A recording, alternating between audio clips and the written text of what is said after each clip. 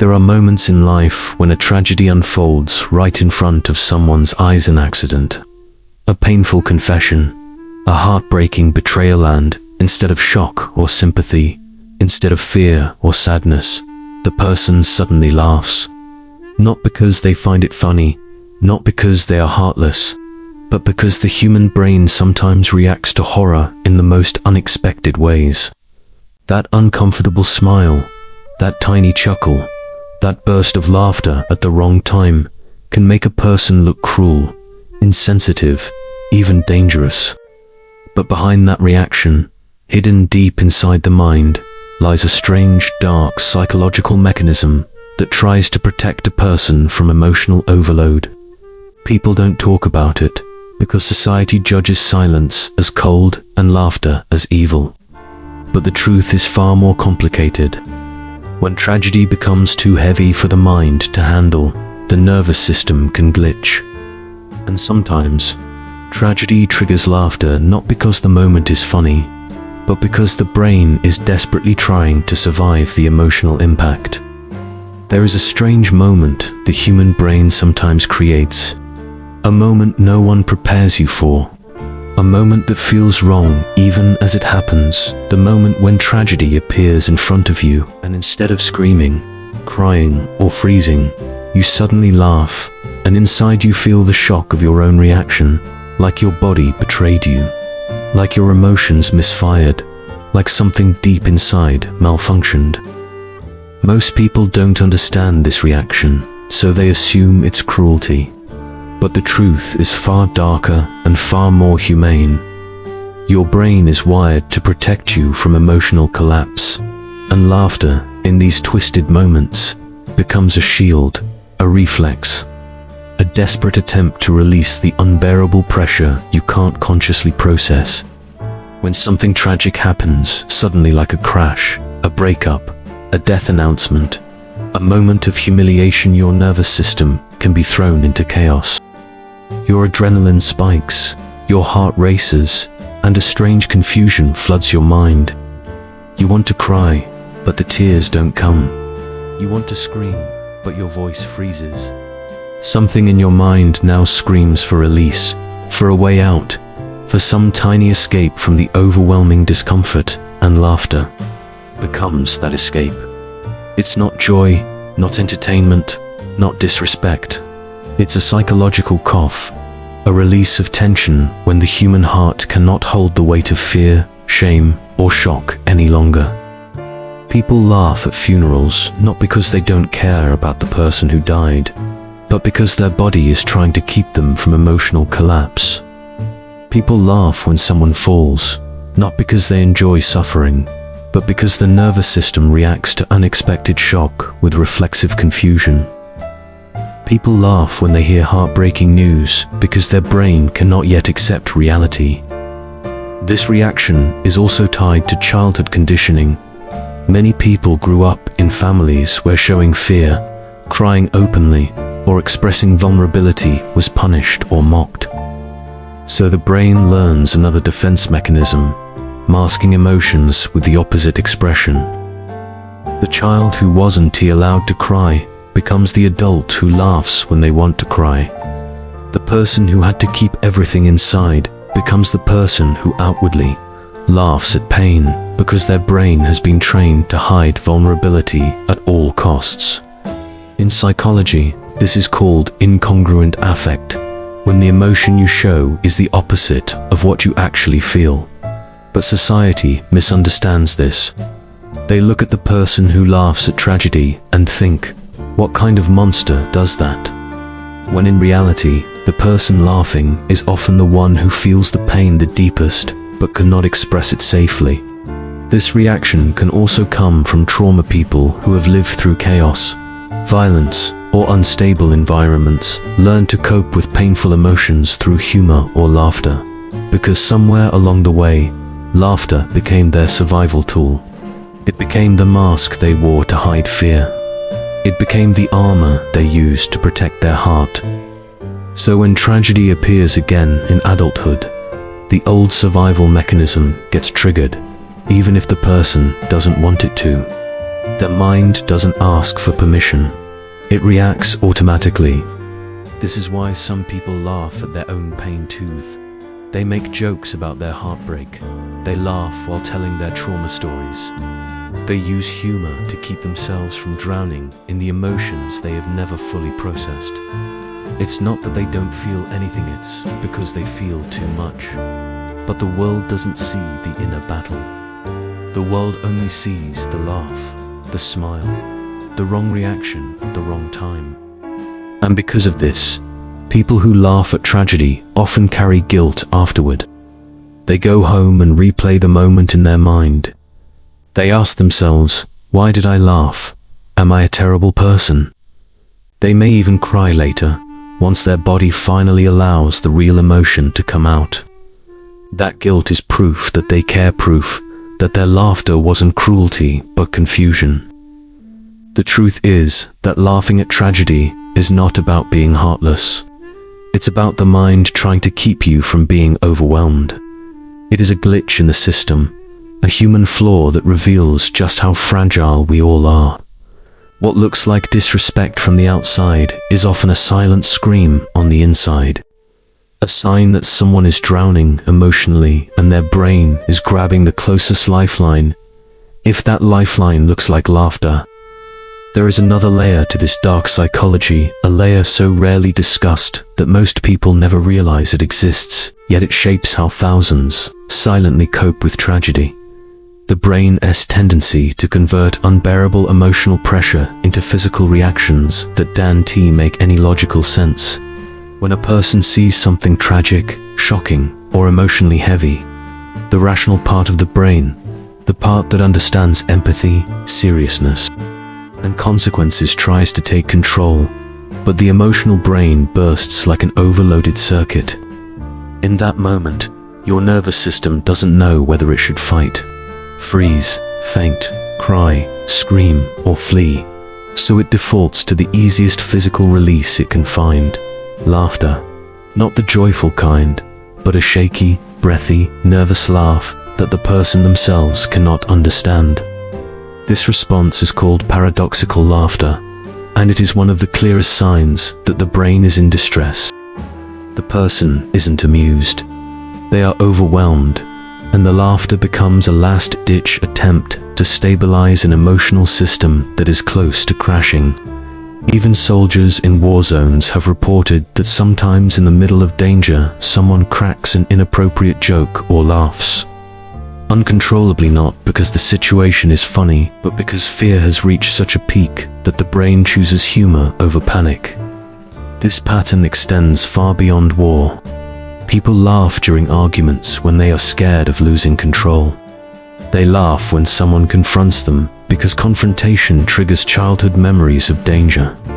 They laugh when someone cries in front of them because they never learned how to handle emotional vulnerability. They laugh when they're guilty, not because the guilt is funny, but because their mind is scrambling for emotional balance. And behind this reflex lies a deeper truth. Many people were never taught how to regulate emotions. Their parents didn't ask them how they felt. Their teachers didn't teach them emotional intelligence. Their culture may have shamed crying or weakness. So by adulthood, a person can be emotionally underdeveloped on the inside, while appearing mature on the outside. When a tragic moment hits, they simply don't have the emotional tools to respond properly. They only have the instincts they learned growing up: hide the pain, mask the fear, don't show weakness, don't cry, don't break. And for many, the mask becomes laughter. But the most painful part is that this reaction often ruins relationships. Imagine someone sharing their trauma, their loss, their heartbreak, and the person in front of them laughs out of nervousness. The one speaking feels insulted, invalidated, and betrayed. They think the listener doesn't care, but the listener is internally panicking, desperately trying not to cry, trying not to freeze, trying not to fall apart. Their body betrays them, and their laugh destroys the moment. This creates misunderstandings that can last a lifetime. Some people become known as insensitive, cruel, or emotionally dead, when in reality, they are the ones who feel things the deepest, but their body responds wrongly at the worst time. And after the moment passes, these people often break down alone. They replay the entire scene over and over in their head, torturing themselves with guilt and embarrassment. Why did I laugh? Why am I like this? What's wrong with me? The truth is, nothing is wrong with them. They simply never learned emotional safety. They never experienced a secure environment where expressing real emotions felt acceptable. Their nervous system was conditioned to hide, deflect, escape, and shut down. And when tragedy appears, the system malfunctions. It misfires. It releases laughter to keep the person from internally collapsing. Another psychological factor behind laughing at tragedy is dissociation. When something too painful, too shocking, or too traumatic happens, the brain sometimes disconnects the person from the emotional intensity. It's like watching your own life from the outside. In this dissociated state, laughter becomes a sign of detachment. Don't feel the weight of the moment yet, so your reaction appears mismatched. This is common in people who have lived through trauma. They laugh when talking about abuse, heartbreak, accidents, loss. They laugh because the brain learned to protect them by separating them from their emotions. And this emotional separation can take years to repair. And then there is the social factor. When people witness tragedy in groups, laughter can spread like an infection. Psychologists call this social contagion. If one person nervously laughs, another person might laugh too. Not because they think the tragedy is funny, but because they feel the same discomfort, and the laughter gives them permission to release it. This is why people sometimes laugh during awkward moments or at funerals. They are not laughing at the tragedy. They are laughing at the tension. Laughter becomes a shared escape route, but society never interprets it that way. Society sees laughter as disrespect, but psychology sees it as emotional survival. And in this misunderstanding, millions of people live their entire lives judged harshly for reactions that were never truly under their control. The deeper you go into this phenomenon, the clearer it becomes that laughing at tragedy is not merely a reaction. It is an emotional language in instinctive, unfiltered communication from a part of the mind that rarely gets acknowledged. To understand this, you must imagine the brain as a series of locks and switches, each controlling a different emotional pathway. In moments of normal stress, the right switch turns on.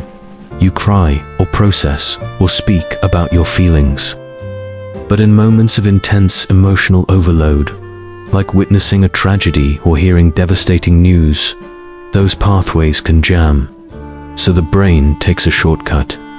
It bypasses the logical and emotional centers and triggers a primitive survival response. Sudden laughter. This laughter isn't entertainment. It's a code, a signal that something inside has malfunctioned and the emotional system is overheating. And this doesn't just happen in extreme situations. It happens in everyday life too, to ordinary people who carry invisible burdens. Think about the person who laughs after getting yelled at because they fear confrontation, or the student who laughs during punishment because their anxiety is peaking, or the friend who laughs when someone cries because they never learned how to sit with another person's pain. Their laughter is not about the event, it's about the pressure building inside them. Inside their mind, the message is, I can't handle this, and the body responds with a reflex. Release the tension any way possible, and laughter becomes that release. But beyond survival, there is another layer, shame and repression. So many people grow up in environments where emotions are labeled as weakness. A boy who cries is told to man up. A girl who expresses fear is told she is too emotional. A child who tries to open up is mocked or ignored. So they learn an unhealthy emotional rule. Hide everything. Never show vulnerability. Keep your pain inside. Smile through everything. And by adulthood, this rule becomes automatic. When tragedy happens, instead of showing fear or sadness, the person laughs because their brain has been conditioned to replace every vulnerable emotion with something more socially acceptable. This is why some of the kindest souls, the ones who would give everything to help others, laugh in the wrong moments. They aren't heartless, they are emotionally conditioned. Even therapists say that people with the most unresolved trauma often laugh while describing their worst memories. Not because they think their pain is funny, but because their mind is trying to disconnect them from the emotional weight. This is called defensive humor, a psychological shield that prevents a person from fully feeling the heartbreak they've experienced. The tragedy becomes bearable when turned into a joke. The pain becomes survivable when hidden inside laughter. And this reflex is not limited to emotional trauma. It also appears in social embarrassment. When people experience shame, humiliation, or awkwardness, the brain again fires a strange reaction: nervous laughter. This is because embarrassment threatens social survival. Humans are wired to belong, to avoid rejection. So when embarrassment puts someone's social identity at risk, their body releases laughter to lighten the intensity, to soften the threat, to escape the discomfort. It's an unconscious repair mechanism. But sometimes, this repair mechanism makes things worse. Imagine laughing when someone gets hurt can make you seem insensitive. Imagine laughing when someone confesses their deepest pain. It can make you seem cruel. Imagine laughing during a serious apology can make you seem dismissive. Yet all the while, the person laughing is internally screaming, "I don't know how to react. I'm overwhelmed. I'm scared. I'm uncomfortable. Or I'm hurting with you, but I can't show it." And this is where the saddest part comes in. People who laugh at tragedy often suffer twice. First during the tragedy itself, and then afterward when they feel crushing guilt for reacting the wrong way. They replay the moment endlessly, wondering why they couldn't behave like everyone else, why their mind betrayed them, why they weren't able to express empathy in a normal, socially acceptable way. They hide their embarrassment, they blame themselves, and they carry a secret fear that something is broken inside them. But nothing is broken. The truth is much more human. These reactions come from neurological wiring, childhood experiences, emotional conditioning, and stress responses, not from cruelty. In fact, the people who laugh at tragedy are often the ones carrying unresolved pain of their own. They know how tragedy feels, and their laughter is a sign that their emotional load is already too heavy. And ironically, these same people are usually the ones who cry the hardest when they are finally alone, when no one is watching, when the mask falls off. Their laughter was never disrespect, was a momentary shield, a desperate defense, a silent cry for emotional space, a sign that something inside them needs healing. And if the world understood this reaction the way psychology does, fewer people would judge, and more would ask the real question: what pain have you lived through that your mind now protects you with laughter?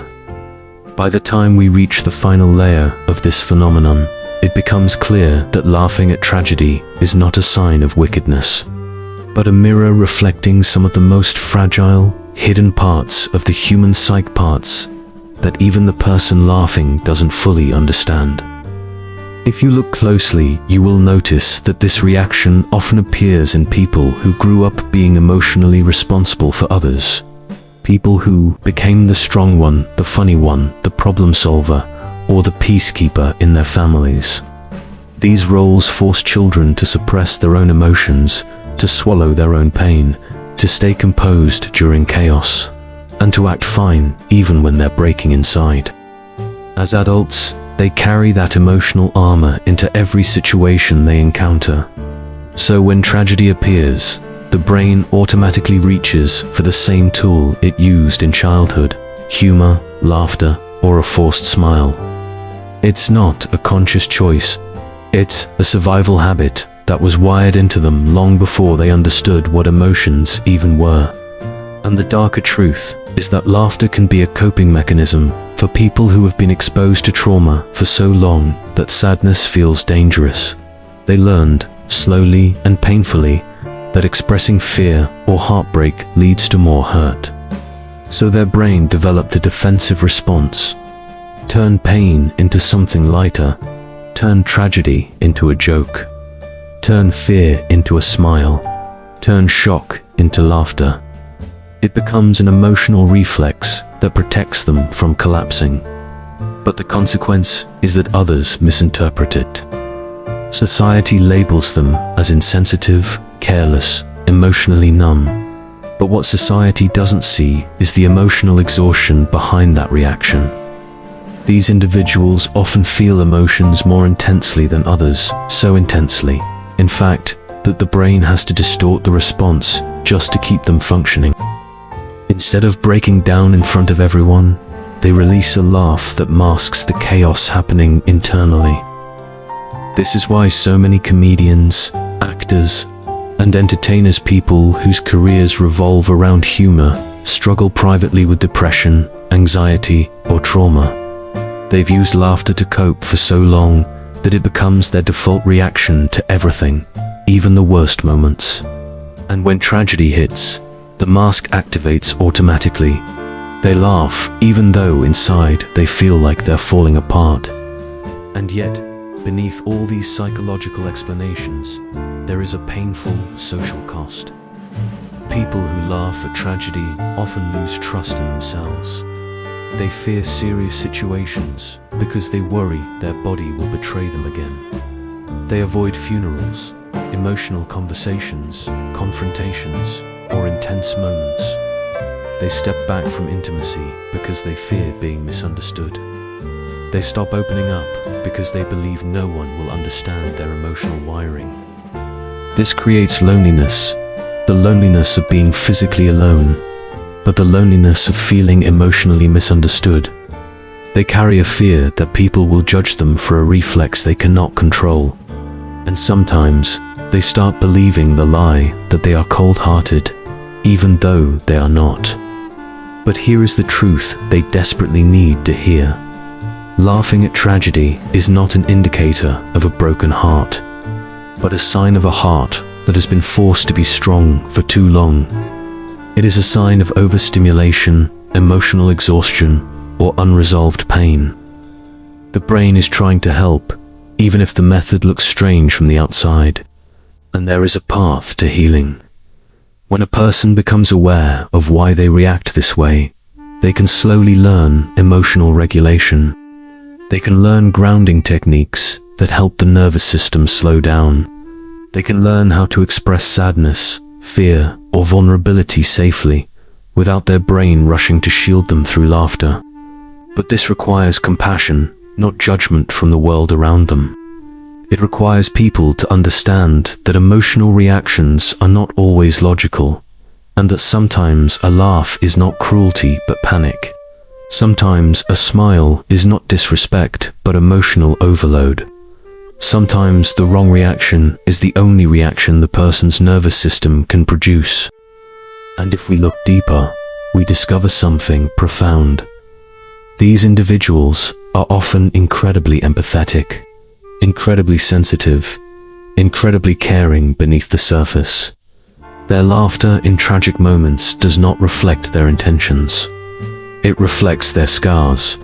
So the next time someone laughs during a moment of tragedy, instead of asking, what's wrong with them, ask, what have they lived through that taught their mind to react this way? Because behind every misplaced laugh is a story of pressure, of fear, of childhood conditioning, of emotional overload, or of trauma that shaped them. Behind every nervous chuckle is a heart that had to grow up too fast. And behind every inappropriate smile is a mind trying desperately not to fall apart. In the end, the dark psychology behind laughing at tragedy is not about the tragedy itself. It is about the silent battles people carry within, the emotional defenses they built to survive, and the strange, misunderstood ways the human brain tries to protect itself from breaking.